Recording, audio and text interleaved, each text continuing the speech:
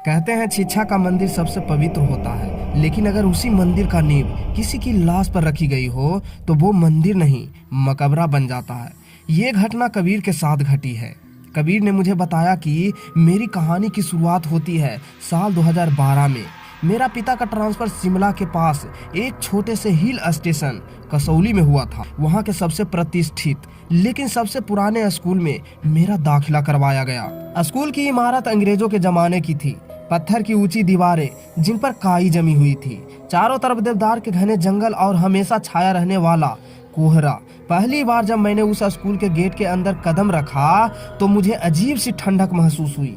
वो ठंड का मौसम की नहीं थी, वो ठंडक ऐसी थी जैसे किसी मुर्दे ने मुझे छू लिया हो।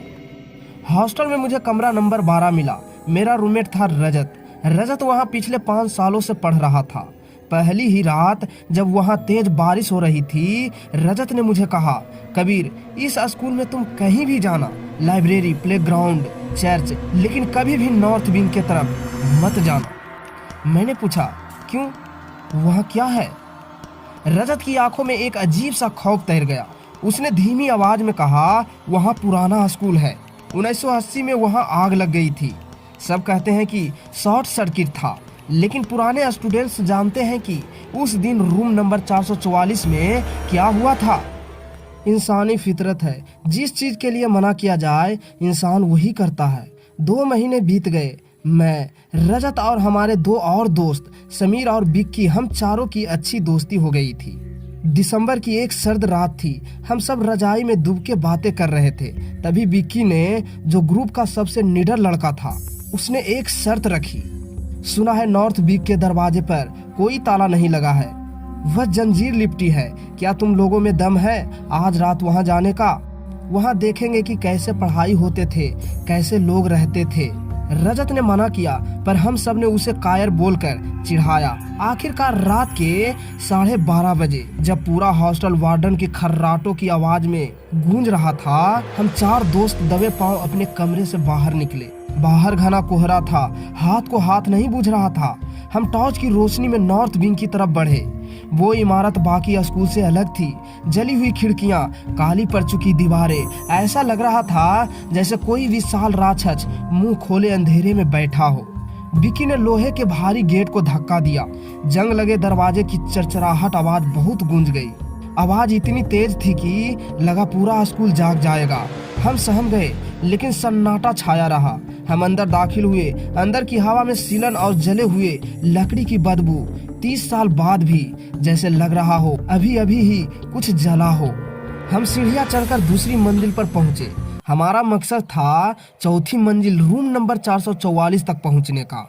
जैसे जैसे हम ऊपर चढ़ रहे थे, मुझे लगा कि हमारे पीछे कोई और भी चल रहा है। ठप ठप ठप की आवाजें आने लगी।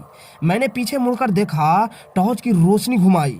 वहां कोई नहीं था, बस धूल के कण हवा में नाच रहे थे। समीर ने कांपते हुए कहा, यार वापस चलते हैं, मुझे ठीक नहीं लग रहा है।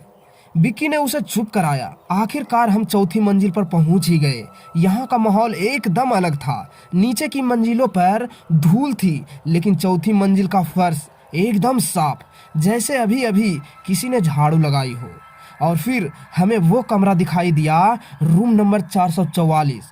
दरवाजा आधा खुला हुआ था। हम लोग धीरे धीरे अंदर गए। क्लासरूम के अंदर पुरानी बेंचें एक कतार में लगी थी। ब्लैक बोर्ड पर कुछ लिखा था। मैंने टॉर्च की रोशनी ब्लैक बोर्ड पर डाली। वहां ताजे चौक से लिखा था, 12 दिसंबर 2012। मेरे रोंगटे खड़े हो गए। आज 12 दिसंबर ही थी। सभी लोग चौंक कर सोचने लगे, ये किसने लिखा? यह विंग तो 30 साल से बंद है। तभी अचानक क्लासरूम का दरवाजा धड़ाम से बंद हो गया। हम सब चीख पड़े। बिक्की ने दरवाजा खोलने की कोशिश की, लेकिन वो जाम हो चुका था।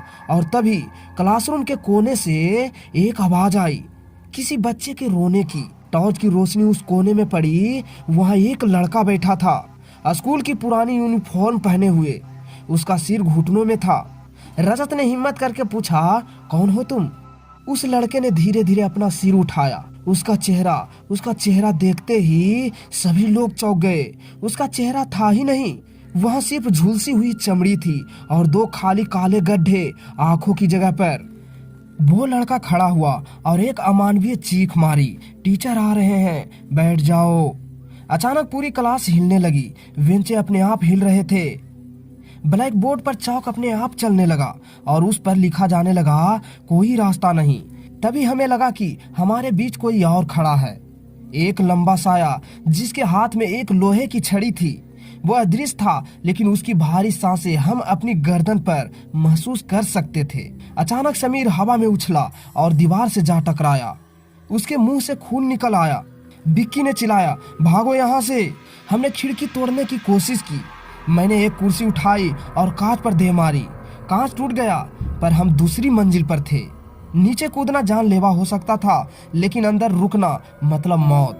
सबसे पहले रजत कूदा, फिर बिक्की। मैंने समीर को उठाया जो दर्द से कराह रहा था। जैसे ही मैं उसे लेकर खिड़की पर पहुंचा, किसी ठंडे हाथ ने मेरा पैर पकड़ा। मैं नीचे देखा, फर्श से कई सारे जले हुए हाथ निकल रहे थे जो मुझे नीचे खींच रहे थे। मैं पूरी ताकत लगाकर अपना पैर छुड़ाया और समीर के साथ नीचे झाड़ियों में कूद गया। झाड़ियों में कूदते ही मैं हॉस्टल पहुंच गया। हमें नहीं पता हम हॉस्टल कैसे पहुंचे।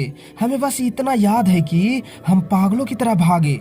अगले ही दिन हम चारों को तेज बुखार था। हमने किसी को कुछ नहीं बताया। एक हफ्ते बाद समीर की तबीयत बहुत बिगड़ गई। टीचर ने उसे घर भेज दिया।